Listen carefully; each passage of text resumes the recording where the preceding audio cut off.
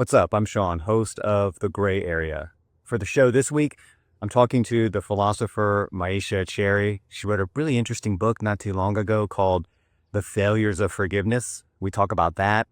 We talk about why forgiveness is a complicated virtue and how sometimes in our obsession with forgiveness and pushing people to forgive all the time, we tend to overlook the moral necessity of anger.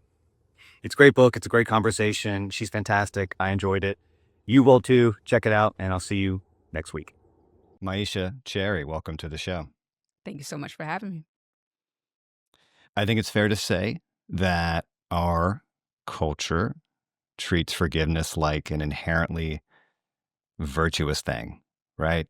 It is good to forgive people. Forgiving people is what good people do. You're not anti-forgiveness. It's not an anti-forgiveness book, but you do say that we live in a culture that idolizes forgiveness. I just want to start there. What do you mean when you say that we idolize forgiveness? Yeah. To idolize forgiveness is to perceive it as something that can solve all of our problems. I call it kind of magical thinking about forgiveness.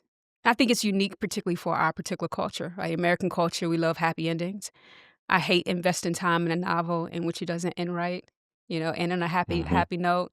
I don't like watching sad movies, so even I kind of fall victim to that notion that I like happy endings, and it seems like forgiveness is the thing that can get us there. And not only is it the thing that our culture idolizes so much that it is capital the thing. It is the thing that's going to get us reconciliation. It is the thing that's going to get us repair. So much so that if you don't forgive, people think that you are anti reconciliation, you are anti repair. So that's what I mean by idolizing forgiveness. I think to idolize forgiveness in some ways is also to idolize victims, those who have been wronged, and it suggests that only they can basically solve our problems or they have a role in repairing our world. And I want to suggest that when we no longer idolize forgivers and forgiveness, we can therefore take our rightful place and do what we need to do to bring about a more just, a more fair, a more reputable world. What can't it do? Depends on the context. I think in general, it can't change the past. Yep. I think the past has an afterlife. And this goes again about happy ending. That when wrongdoing occurs, this is kind of the sad thing about the reality is that we may change, but the past doesn't necessarily change. And I think when we idolize forgiveness, we have a tendency to think that all a person has to do is forgive and all is forgiven. And what we think about that all is forgiven, that all is made right, all is made whole. But the reality is that the past has an afterlife, so it can't redo the past. I think it has some potential to kind of remake a future, but not always. Right? You can try to forgive someone so much and try to restore the relationship back together. And then you realize that things just can't be what it once was. And I want to suggest that that's not a bad thing. That's not to suggest that, we shouldn't recommend forgiveness. But life is hard. Hmm. We can't, redo the past. We have to make the future as best we can. And sometimes that entails not so much happy endings on our part. The example you open the book with is the Charleston church shooting that occurred in 2015. So it may be good to remind people what happened there. But what was revealing about that moment to you? Why was that a case study for you about forgiveness and how we relate to it, how we celebrate it, how we perceive it? Yeah. One of the things that I witnessed, it was a horrific situation in which Dylan Roof went into a church that welcomed him and killed 9 individuals. What was fascinating about that particular case, no matter who you were, is that when Dylan was arrested and went before the court, family members were there, family members of the victims. And one of the things that I think kind of shocked reporters and shocked all of us as a nation is that when the judge asked if anything had anything to say, a lot of them reported that they were going to try to forgive, or if they hadn't already, forgiven the perpetrator. And so there were Time magazines, there were headlines of people kind of fascinated by that forgiveness. So here was my problem with the way in which we interpret it. It seemed as if forgiveness became the headline and no longer the hatred or the atrocity that took place. What was also problematic for me is that there seemed to be kind of a normative argument within those headlines, as to suggest if those individuals could forgive something that was so horrific, then what is our excuse, right? So they became kind of like a prime example or a prime or moral exemplar of what, not only what we can do, but what we should be doing in our particular lives. And I think for me, what was problematic about that is that, I'm not to say that family members can't forgive. I don't want to patrol or police anyone's forgiveness. I'm more fascinated about how we conceive of forgiveness. And what I found fascinating by that particular case is that we seem so intrigued, so inspired by this tool, this moral tool called forgiveness so much that we no longer paid attention to what happened. And I think that idolization of idolizing forgiveness and forgivers, then what it entails is that we think that because they forgave, they no longer need to heal themselves. Because they forgave, the community doesn't have to do anything about white supremacy. Because they forgave, we can continue to go on as if nothing, atrocious like that happened in our particular nation. So it kind of relieves us of our own responsibility, right? That's that magical thinking about forgiveness.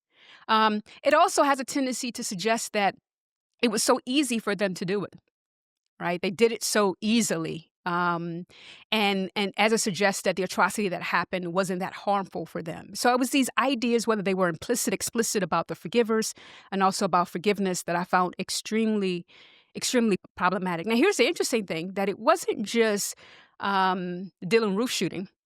During this particular time span, kind of leading up to that situation, there were these high-profile cases of police violence among Black folks.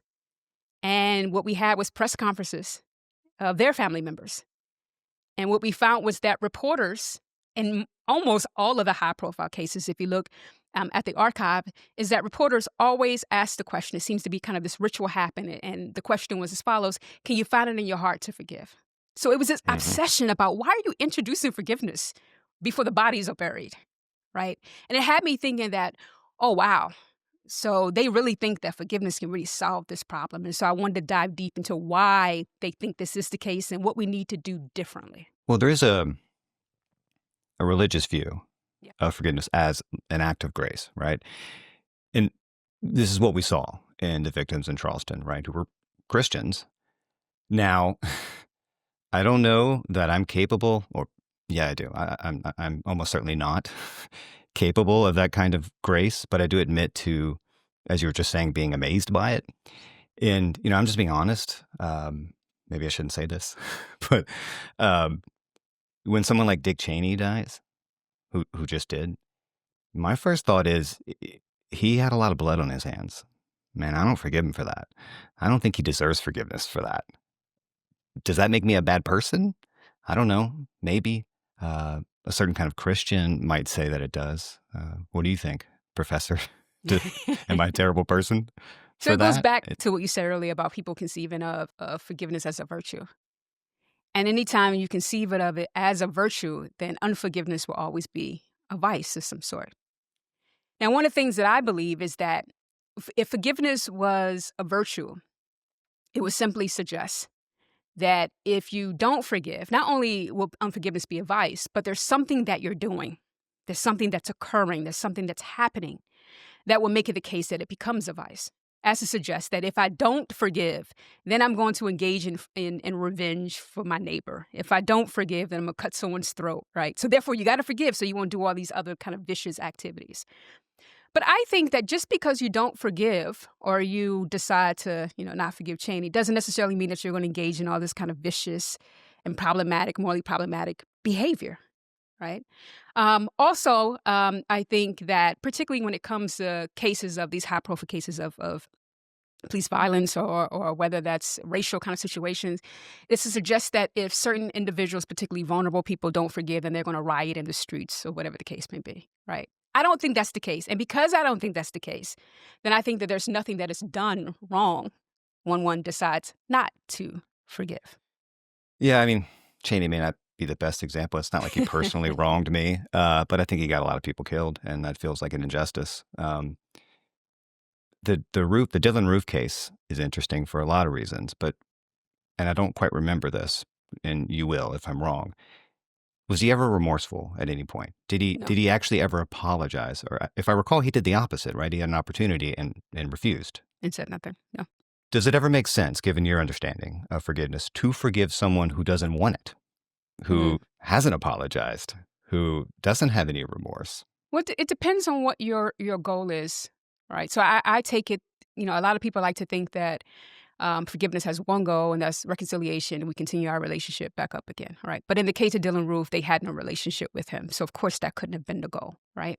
I think there are a variety of what I call kind of reparative aims that happens in forgiveness. So you can forgive in order to reconcile, and reconciliation doesn't look one particular way. But you can also forgive in order to get some kind of relief, whether that's a kind of psychological relief or spiritual relief, right? Or you can forgive in order to release the wrongdoer from the hold that the wrongdoer has on them, perhaps so that you can offer up or they can give themselves forgiveness. So there's a variety of reparative aims. So it could be the case that, you don't necessarily forgive for them. And this is a popular saying. People always say, forgiveness is not for the wrongdoer, it's for you. Well, it could be either, right? It could be for you. It could be for your community.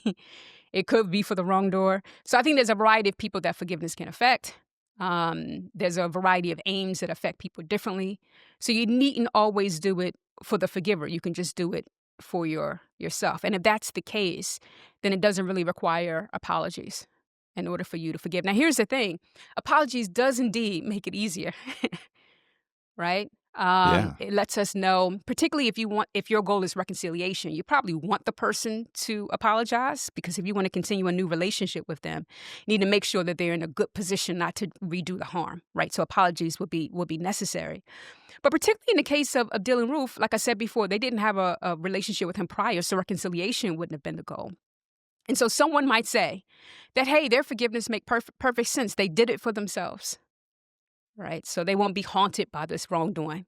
And in that way, perhaps they didn't need his apology. You just used the word goal. Like, should you have a goal in mind when you forgive someone? Or is that instrumentalizing it? If it's a tool, you're doing it for some reason, some moral purpose in mind, right? Now, mind you, think about the context. Wrongdoing has occurred, and it has disrupted the state of things. Right? Yep. And the task that we have before us is, how can we make things better? That's a goal. And the question is, what do you want to make better? What do you want to make right? What do you want to make whole? That's all about the reparative aims. And what you want to make right could be the relationship. What you want to make right is your own consciousness, your own sense of peace, right? What you want to make right is a healing in your particular community. Right. So, of course, you're going to have those particular aims. And I would suggest that if you don't have those particular aims, you're probably not engaging in forgiveness. You do forgiveness for a particular reason. You do it in order to accomplish a particular goal. And if you're just out here forgetting the wrongdoing, then that's not forgiveness. You want a reparative goal. What if the goal is to let go? There's a very popular view of forgiveness, I think probably the most common one, that forgiving heals the forgiver. Right? It allows the person doing the forgiving to let go of whatever the psychological burden of carrying around resentment and anger is. Is that a justifiable goal, even if it's just that? Yeah, I think that's a good goal. I don't want that to be the primary goal, Yeah. or I don't think that's always the primary goal. Why? Because it ignores the root of the problem, the thing that the injustice that actually happened in the world? Well, I think sometimes when we offer that as an example or a reason, right, people introduce that as a reason, as to suggest no matter what's at stake, no matter what the problem is, no matter what the wrongdoer is doing or not doing, no matter what the conditions of your life is, do it for you. And always doing stuff for you is always justified. And I'm afraid that excuse is always used, or that reason is always used as kind of like an overriding reason to forgive. Right? Now, here's the thing. It could be the case that when you talk about let it go, could be the case I don't need to let anything go. I'm good. So then the question is, what will forgiveness look like in that particular context? Right? It could be, oh, I let it go. I went to therapy. Oh, I let it go. I go to a spa every weekend. I work out. I let it go every morning. Right? So I want us to be kind of particular about what the letting go is. And there's a whole bunch of things that you can do for you that can give you, that can allow you to let it go that has nothing to do with forgiveness. So you think you can forgive someone and still be angry Oh, at definitely. them? I think another kind of personal reason why I wrote the book is not just a political example that I offered up, but even in my own family. My sister came to me kind of a decade later about something that I talk about in the book concerning my stepfather and his behavior when my mother was on her deathbed. And my sister, basically she detected kind of the anger in my voice, and she basically says, "You know what, Myisha, you need to let it go. You need to forgive him."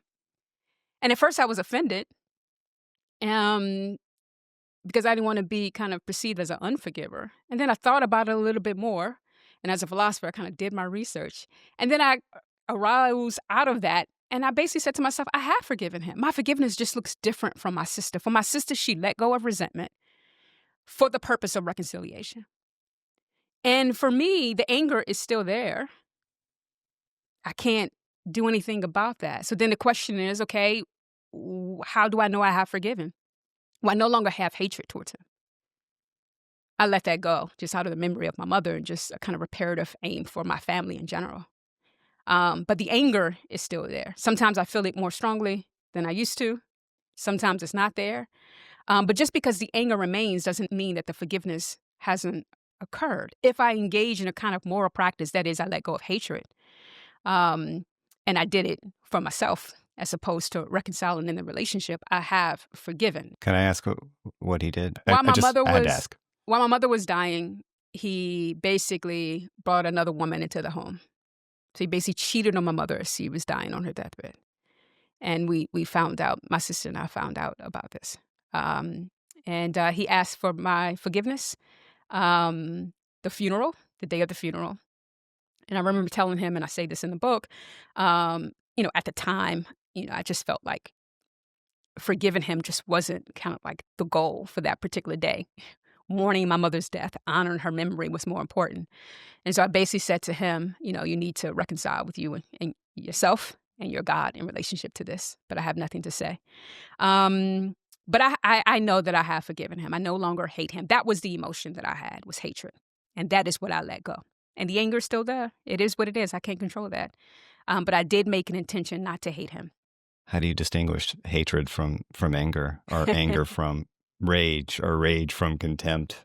Not everyone feels hatred towards wrongdoers, right? There's no doubt that I did indeed feel hatred towards him. It's a kind of attitude that just makes it very difficult to reconcile, right? It's hard for me to be in relationship with you when I think that you're below me in some kind of moral sense, that you're beneath me, that you're the scum of the earth, right? If you are going to have a relationship, it's going to be quite toxic one, right? The same thing for hatred, right? If I hate you, it's something about hatred that kind of leads us to kind of wish for the annihilation or the elimination of the other, right? So how can I want to kind of repair anything in regards to you when I want you no longer to exist in some kind of way, right? And that's that impossibility.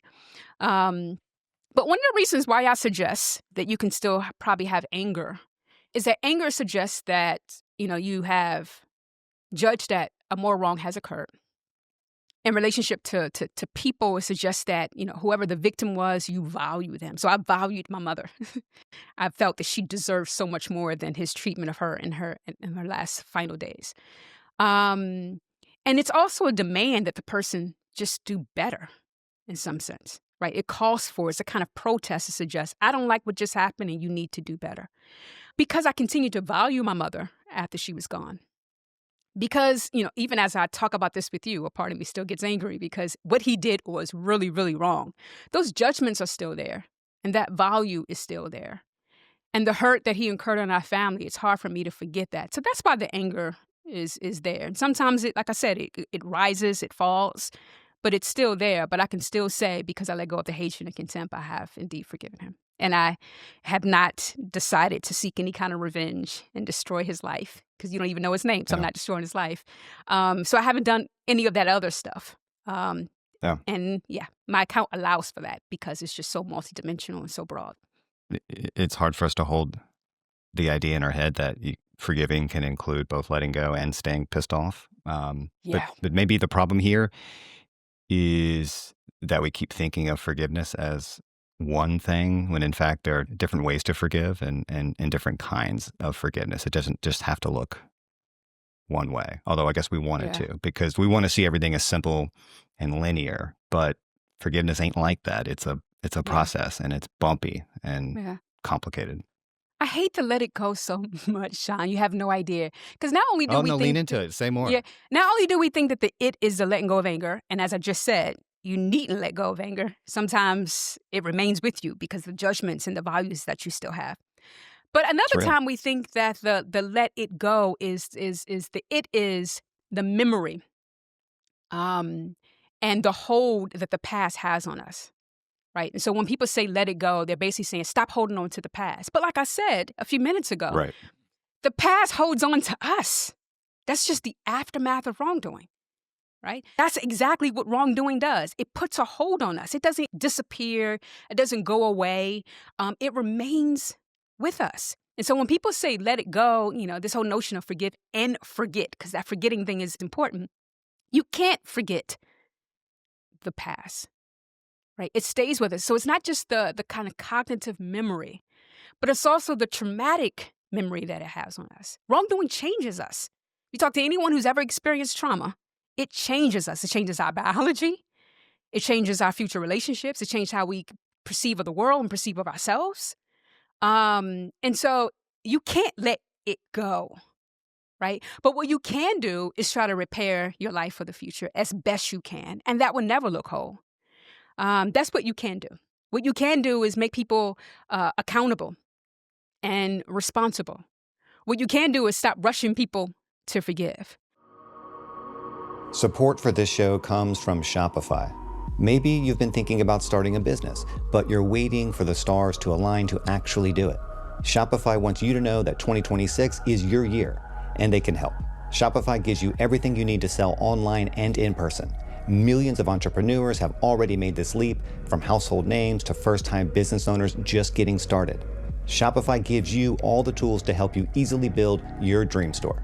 You can choose from hundreds of beautiful templates that you can customize to match your brand. And setup is fast with Shopify's built-in AI tools. They can write product descriptions and headlines and help you edit product photos. Marketing is built in too. You can create email and social campaigns that reach customers wherever they scroll. And as you grow, Shopify grows with you. That means you can handle more orders, expand to new markets, and do it all from the same dashboard. In 2026, stop waiting and start selling with Shopify. Sign up for your $1 per month trial and start selling today at shopify.com/Vox. Go to shopify.com/Vox. That's shopify.com/Vox. Hear your first this new year with Shopify by your side. Support for the show comes from Bombas. You know those songs that make you just want to run? Maybe you're in the middle of a workout and you're totally spent, but then that one track hits. Maybe it's Tool, maybe it's a little Wu-Tang, and boom, you're back. That's kind of like what Bombas socks do. You put them on and you're ready to go. This summer, you can get moving with Bombas socks, specially designed to wick sweat, keep you cool, and prevent blisters. You probably know I've tried out Bombas for myself. They are my favorite socks. In the winter and fall, I rock their wool socks because I wear boots a lot, and they're super thick but still breathable. Now that it's 500 degrees down here on the Gulf Coast, my go-to socks are their lightweight athletic socks. They are comfortable and they really do keep you cool and dry. You can head over to bombas.com/gray area and use code gray area for 20% off your first purchase. That's bombas.com/gray area, code gray area at checkout. I want to stay with anger just Okay. for a bit longer, because yeah, I mean, we treat forgiveness like a virtue and we treat anger as a vice, and that's it. Do you think it's important to also see anger as a moral emotion, which we do not tend to see it as? We tend to see it as a weakness, a loss of control. But is that a mistake? Do we also need to see it as a moral tool in the way that forgiveness can be a moral tool? It's definitely a moral tool. Um, Can you say more the about that? Like how it can be useful in the way that forgiveness can? Yeah, the British moralist Joseph Butler, in his 10 sermons that he delivered, um, in one of the sermons, he talks about forgiveness and resentment. That's kind of the name of the chapter. And he basically suggests that if we did not have anger, he doubts that there would even be justice in the world, right? He doubts that we would administer justice in the courts. Um, and so he cautions against eradicating anger. What he suggests is that we make sure, that, of course, that it's moderated, that we, use it for good, et cetera, that we don't allow our biases to allow us to have more anger for certain people and less anger for others. But he finds it essential to justice, right? So when we talk about a moral emotion, these are emotions that are very important for our moral lives, right? Whether that is assessing good and bad, whether that's holding people accountable morally, but it's also as a way to motivate us to achieve the good over the bad. And that's one of the wonderful things about anger. You look at any kind of social movement, there's a whole bunch of emotions there. But one of the driving force to have them out on the streets protesting day in and day out Hmm. is anger. When we think about Black Lives Matter, for example, what is the emotion that seems to be synonymous with that particular movement? It was anger, right? Because one of the things that anger did, just by the fact of anger itself, it proclaimed that Black Lives Matter, right? Because one of the things that anger does, as I said before, is that it suggests that those who have been wronged are valuable. Because you can never get angry over someone or something that you do not consider valuable, right? If someone was to smash my car outside and I do not get angry, that's a good indicator that I no longer value the car. But because I value the car, if anything happened to the car, best believe anger, rage would be the emotion, right? So it's a way to Yeah. communicate value. It's a way to let people know that what just happened is not okay, right? Anger allows us to achieve justice. It motivates us to achieve justice, to make what was wrong, to make it right. So it's very important. That's why it's a moral emotion. It kind of establishes value in some way. I mean, I'm a noted Camus admirer. I wrote my dissertation on his political philosophy. And his idea was basically that political solidarity, political revolt begins with a no. Yeah. It begins when a group of people look at something in the world and say, no, this won't stand.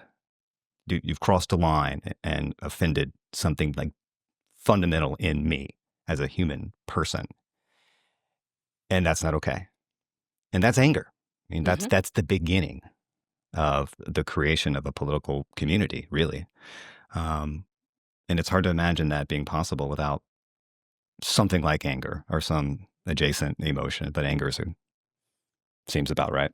Before I wrote Failures of Forgiveness, I wrote a book called The Case for Rage. Rage. Anger has been my thing for a while. And it just has these motivational components that I think is just very, very important. When I think over my life, whether that's from an interpersonal perspective or whether that's from a kind of a political perspective, what really gets me going, what really gets me motivated is anger. And I just can't imagine that there's just a lot of things that we would not have the motivation to do if anger wasn't that there.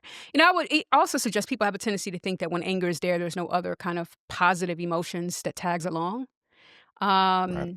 And as we're suggesting that values connected with anger, that also kind of implies that if you're angry about something or someone as a result of wrongdoing, it implies that there's love there, right? The fact that you want to make someone accountable through your anger shows that there's compassion, shows that there's empathy there. So I think one of the things that people try to do in order to silence anger is to suggest that if you're angry, then you're just antithetical to all the good stuff that we should be feeling and all the good perspectives that we should be having. But typically when there's anger there's also, like I said, compassion, pity, and love. And what becomes powerful is when you combine all those emotions together. You're able to have a wonderful movement. You're able to do powerful, powerful things that is able to maintain its stuff even when the anger kind of dies down. have we always just pathologized anger in this culture? I mean, have we always had this forgiveness good, anger bad dichotomy? Seems like an old thing, probably. Yeah, it's an interesting history because even when you go back to kind of the ancient tradition, you have, I mean, we know about the Stoics. They're going to say you have anger because you just judge the world, inaccurately, right? You believe there's this thing called Tisk suffering. tisk. Yeah, and if you can't change it, then why are you tripping? That's basically 2025 translation of the Stoics. Um, but Aristotle thinks differently. I mean, he takes kind of righteous indignation as to be a virtue, and to get anger quickly or not to get angry at all, he considers a vice, right? And of course, you go into the medieval tradition in relationship to kind of like a lot of theological influence on philosophy. Then it's like anti-anger. And then you go into kind of the 1700s and 1800s. You have someone, as I just mentioned, Joseph Butler, who wants to say to all the Christians in the room, he was saying, hey, you can forgive and you can still have, righteous anger. And that's good for us to bring about justice in the world. And then, of course, there's a tradition of kind of masculine notions of anger, that anger becomes kind of synonymous with masculinity. And so men can do it, but women can't. It is kind of telling who we tolerate anger from, isn't Yeah. it? It seems like there are certain kinds of people who are allowed to be angry and certain kinds of people who aren't. And maybe that's just a familiar story about power and who has it. But Yeah, it's a story about power. It's also a story about anger. Because anger, as we said as we've been saying, anger ascribes value to lives. That yeah, you won't get yeah, angry yeah. unless you feel like you have a right to respect. So, of course, we think that privileged white men can be angry because they just have a right to certain kinds of things. And so they have a right to protest when they're disrespected. But when you think about immigrants being deported, they shouldn't be angry. They should be grateful. It's to suggest that their life doesn't matter. So, yes, it's power, but it's also kind of value, which is also very connected to power, but can be different. And I want to suggest that once we begin to see, kind of all lives as mattering or being valuable, there's probably perhaps much more stuff that we'll get angry about.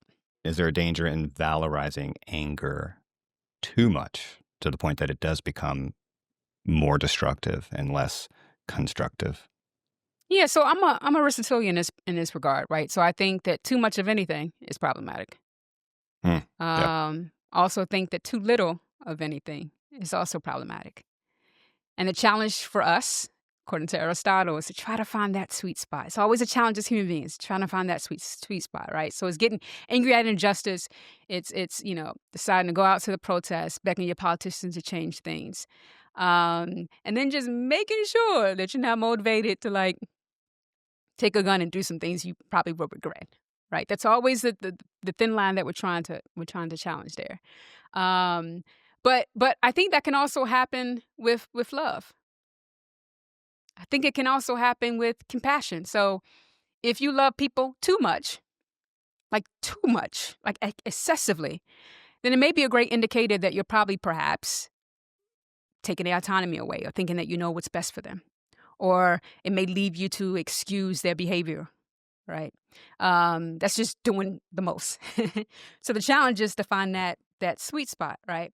If you have, empathy is good, but if you have too much empathy, then in the ways in which you're trying to imagine yourself in their shoes, even in the most extreme circumstances, then you're always going to offer them grace and forgiveness, perhaps when you shouldn't, in ways in which it's only going to allow them to continue their particular behavior.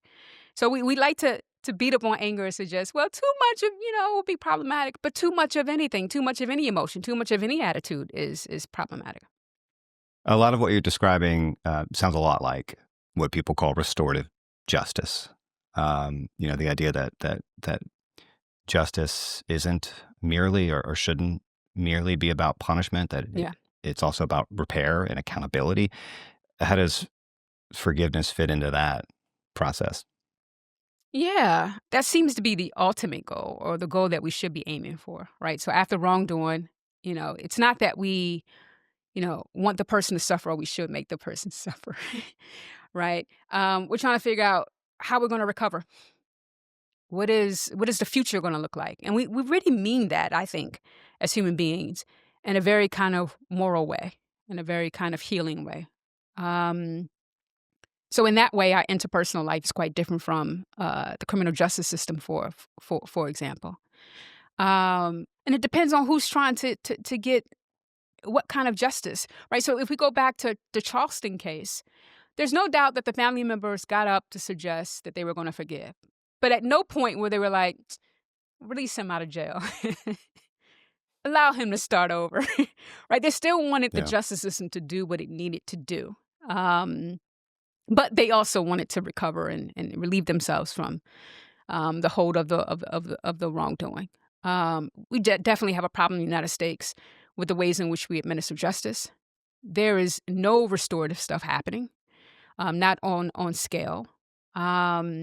We try to figure out how much we can make the person suffer as much as possible, and even suffer after they get out of jail. And I think that just says a lot about how we conceive of wrongdoers in our particular society, and I think that's heavily, heavily problematic. So I don't think that in our interpersonal lives we should do what society does, but that's not to suggest that we have this utopian idea about what restoration and repair actually looks like. You know, I think about this a lot in the American context, right? Where, we have this ugly racial history, and we're both trying to acknowledge it, deal with it, and also eventually move past it. And I guess you could say we've made progress, but it's clearly really hard to do these things at the same time. Do you think it's possible to have national or communal repair in that way without some form of forgiveness? And if we do need that, at what point in the process can we get to the forgiveness? What has to be fixed or repaired before we can reasonably expect that? There's no doubt in the South African apartheid case that the individuals who were responsible for bringing about truth in the community of all the atrocities that happened politically under apartheid, which was what we call kind of the Truth and Reconciliation Commission, that the individuals who led that commission truly believed that forgiveness was the way, right? So there's no doubt that they were trying to get the truth. They were trying to get people to testify about what happened to them. But the religious leaders and the community leaders mentioned forgiveness in those hearings. And so much so that brought about people not only saying what happened to them, but perhaps even suggesting that they will forgive the wrongdoers. So in that context, they believe that forgiveness was the way. Now, I would suggest that forgiveness is not always the way. Or if it is the way, it's not to imply that other things are not necessary. So even if we go back to the South African case, it wasn't just these people's forgiveness that was necessary for creating a democratic South Africa. It was the truth. So it's not just their testimonies, but the wrongdoers had to tell the truth. The wrongdoers had to state where the bodies were buried so that these people could move on with their particular lives, right? A democratic South Africa need to actually take place, right? Reparations needed to happen. So as much as we're familiar with the Truth and Reconciliation Commission, there were also the Amnesty Commission. There was also the Reparations Committee, which is the committees are basically suggesting that there's a lot of things that we need to do. There's a lot of work that needs to happen in order to create a new South Africa, right? So even in the South African case, as much as we think that forgiveness was what happened, no, political investment was what happened, right? Yeah. Holding people accountable was what happened. Telling the truth was what happened.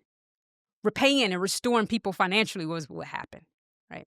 So I would say that. So even if we find forgiveness relevant, forgiveness can't do all the work, particularly in a political context like South Africa. But I will also suggest that when I think about American context, which is just totally different from South Africa, we never had a Truth and Reconciliation Commission. And so forgiveness was just never introduced as an option, right? We never had anything like South Africa. And I would even say, unfortunately, so all those, there's some criticism about what happened and what happened afterwards. For people to always compare those cases, I think is just an awful analogy because there was never a political project of reconciliation in the United States as relates to Black folks and descendants of slaves. We're just trying to be more efficient here, Myisha. We just want to get right to the moving on part. But we love the what's wrong with- analogy. We love the inspiration, right? It's We always love right to there, compare too. cases. It sounds so good. It tells a wonderful happy ending. Because, this goes back to the happy ending point. In South Africa, I've been to South Africa several times, there's still great inequality. The way the political system is now. So even things are not perfect after some people have forgiven, right? So that's another thing. But I would say the American context is quite different. That's not to say that the descendants of enslaved Africans have not forgiven. But I'm a descendant of enslaved Africans, and I want to say that I have not forgiven America for what they did to my ancestors. However, I have not taken a machete to someone's throat to try to take their land. I've not tried to overthrow the government. I vote every election. I try to do what I can to make this a more just society. And I think I'm not an outlier in this particular case. A lot of people are still feel the anger, still feel the sadness, still probably perhaps even feel the contempt about the founding fathers and all that stuff. And yet America is still America. There hasn't been a great uprising of any sort. And I'm saying this all to suggest that forgiveness was never a political project. A lot of descendants of enslaved Africans have not forgiven. And yet things have not gone to shit. Well, in some respects it haven't, but I'm talking about in this particular case that we're particularly talking about. Which is to suggest that unforgiveness doesn't mean that everything is just going to go crazy, right? And then the question is, well, if forgiveness hasn't done the work in the African-American case, then what has done it?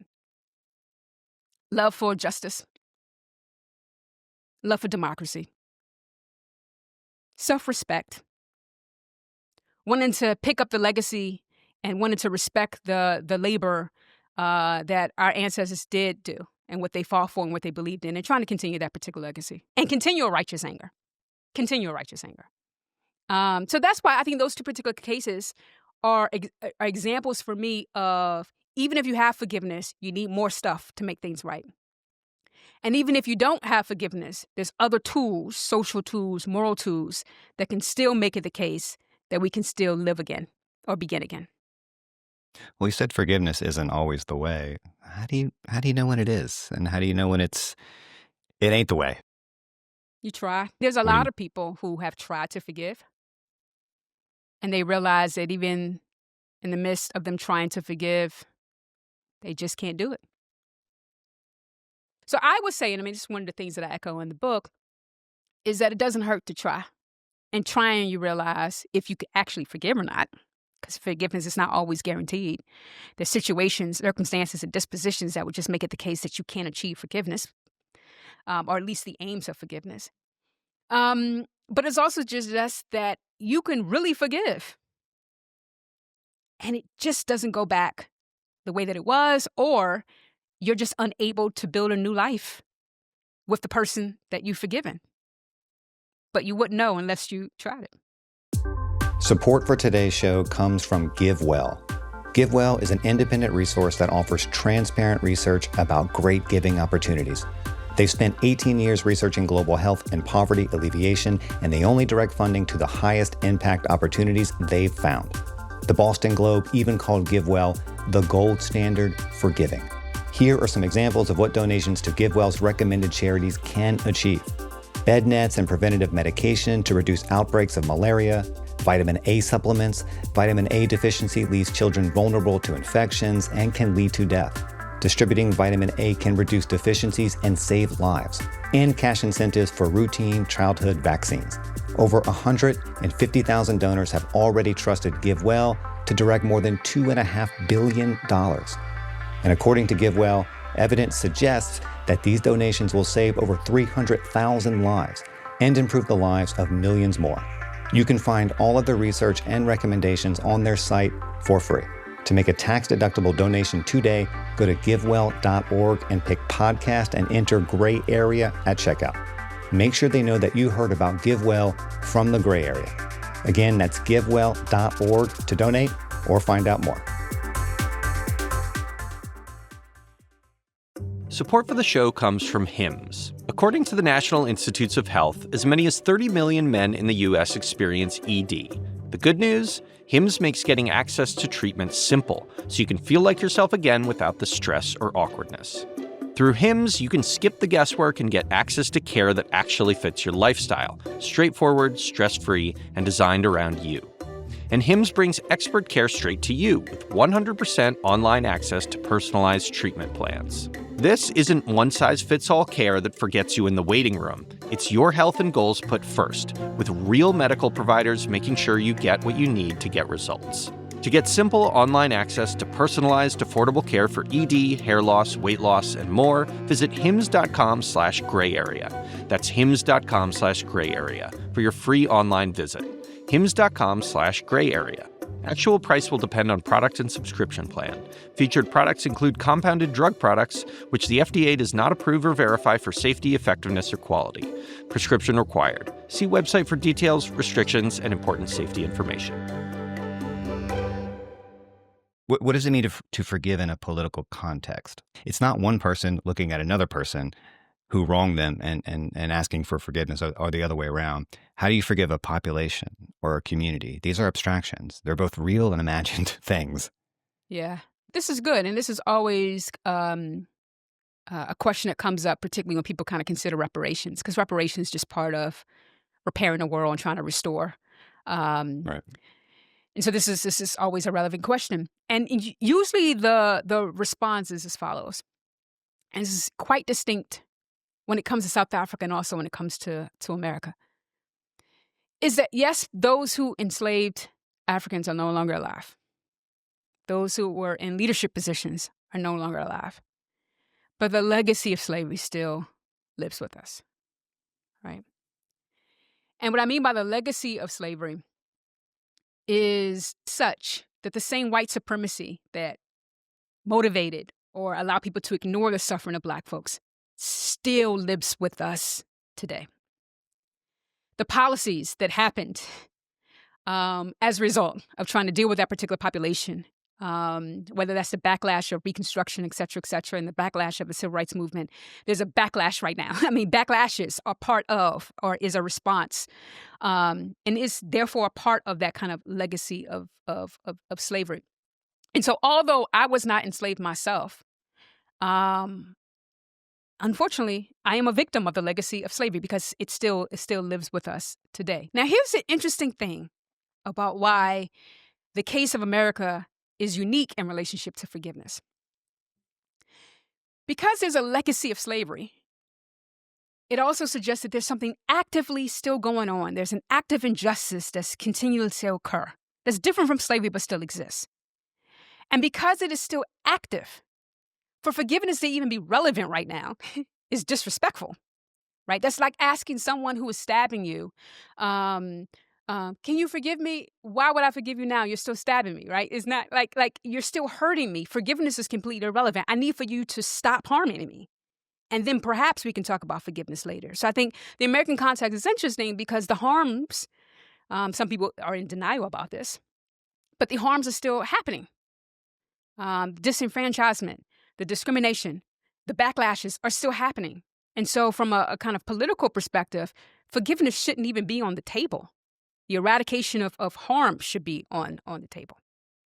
Americans, we love redemption, but we cannot get enough stories about second chances and grace. I mean, it's a kind of cultural attitude. Do you think that is an impediment to political progress? I'm going to rely on James Baldwin in answering this question. Can't go wrong with James. And, James Baldwin believed that America just loves the state of innocence. And in order to experience the comfort of innocence, you have to not own up to what you've done, or you have to be in denial about what is occurring. So it's not just a certain story. We've been talking about kind of like the happy ending story or the redemption story. There's also an innocence story. That the narrative about America is that we're always right. That we always have just aims. Everybody else is the problem. We want to hold on to this notion of innocence. But that innocence part, America is innocent in every way. Americans are innocent in every way. And if they're not innocent, they're ignorant. So they really can't be held accountable for what they know and don't know. And I think that is the problem. The illusion of wanting to hold on to that particular innocence and not really face, come to face or acknowledge who we really are. Because that's a whole kind of thing. Like, this is not who we are. Like, that's a statement. Only innocent people say this, right? People with illusions of their own innocence, their moral, their moral high ground, their moral perception of themselves. Everything is always out of character for those kinds of people. Right. And I think that's the problem. And that only just holds politically. Also, I know some people like that personally. Right? Everybody else is always the problem. They are the innocent. If things happen, they just made a mistake, So that happens also. And the reason why it can't happen politically is that that's a temptation for us personally as well. In the political context, it's just one of the very difficult things here is that on some level, forgiveness is just essential for living together. Yeah. People are going to be wronged and there are going to be injustices and not all of them can be fully repaired. Not all of them can be fixed at the root level, but we still have to live together somehow. And that's hard to do without forgiveness. But I also understand the point about dealing with the foundations of problems, because otherwise nothing ever really changes. And it's very easy to say that we have to forgive and move on, depending on which side of the power hierarchy you sit, I don't even really have a question here. I guess I'm just sitting in the tension and wondering if it's resolvable. And if it's not, that's okay, because life is full of tension. Yeah. I mean, I would say that what you just said quite differently. So I would say forgiveness becomes relevant given the messiness of life of, we live in a relationship with each other. We're bound to mess up. We're bound to wrong each other. And so forgiveness become relevant, right, in order to get us back or allow us to recover from wrongdoing. It's relevant, but it's not necessary or essential, right?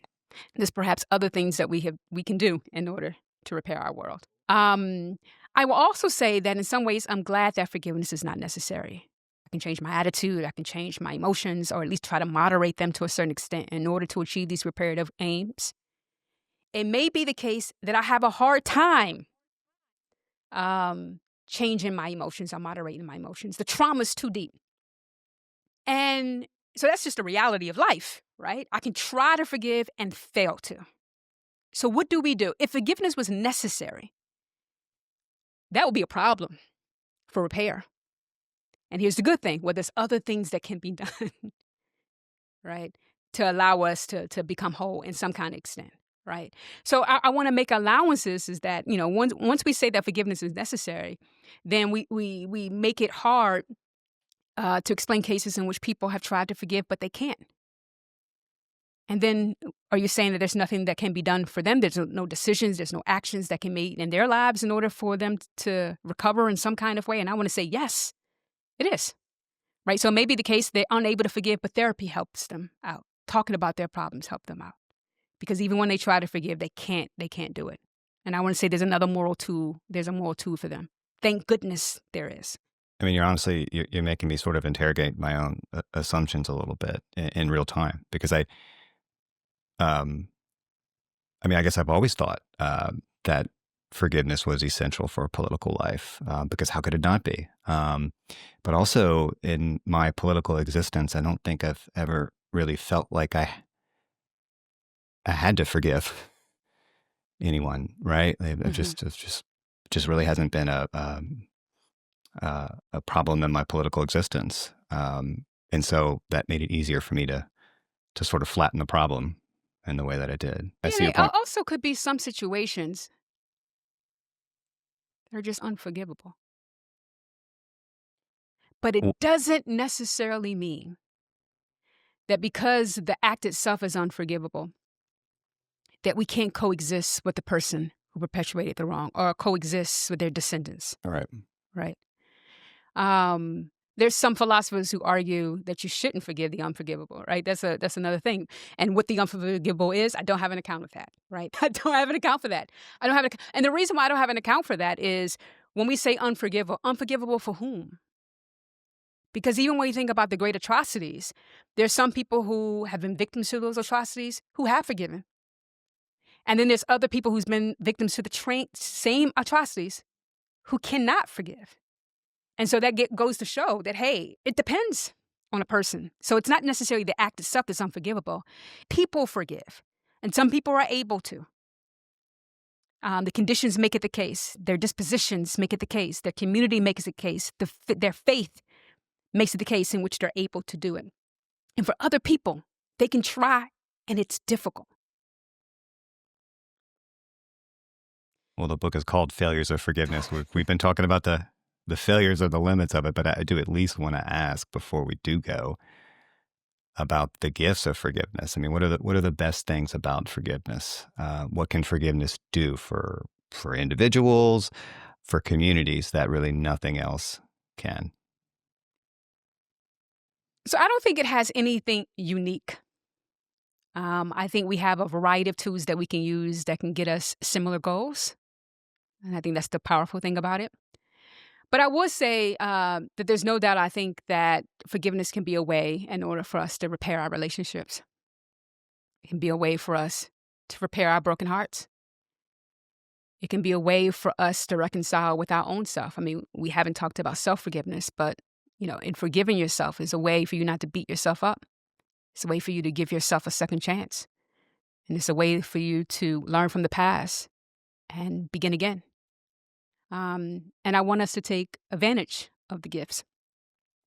But anytime we command people to forgive or expect people to forgive or make people forgive, we end up causing more problems. And if we do want to repair the world, then we ought not to put burdens on forgivers to do the work of forgiving. That we should create the conditions to make it the case that wrongdoing doesn't happen in the first place. Or we create conditions that allow people to forgive easier and allow them to reap the gifts of forgiveness. Well, you said forgiveness is a way to give yourself a second chance. Is it also a way to avoid responsibility? It could be. When you forgive yourself, here's my Aristotle. Forgive yourself too quickly, right? Too easily. You can't forgive yourself right after the wrong. I mean, you haven't really set with it. You haven't really, learned from it. You haven't really seen what it's done to the people that you've harmed. So if you do it too quickly, then that's giving yourself off the hook. But if you sit with it just a little bit, but if you sit with it too long, decide to engage in these kind of obsessive thoughts, thinking that the more you beat yourself up, the more you're able to right or wrong, then that becomes the problem. Can refusing to forgive yourself ever be a moral act? Almost like a way of honoring the harm you caused? So now you're starting stuff in which this is the end of our conversation. Hey, I'm It's just only gonna open asking up questions more. here. I think, Sean, things get a little bit more complicated when it comes to yourself. And the reason why I say this is because you really have to live with yourself, right? I can break up with a partner and I may be sad like the first 5 months or so, but life goes on. I can't really break up metaphysically with myself. Like I have to live with myself. And what we find is that people who refuse to forgive themselves usually engage in very self-destructive behaviors. And there's a reason why that is the case, right? But like I said before, it's not to suggest that you need to do it too quickly. It's not to suggest that you ought not to learn. It's not to suggest that you ought not to do some work such as seek an apology. But because we live with ourselves and we have to figure out how to continue to be with ourselves, the forgiveness becomes the way to do that. Well, I appreciate you coming on the show. Thank you so much, Sean. I really enjoyed this conversation. And once again, the book is called Failures of Forgiveness.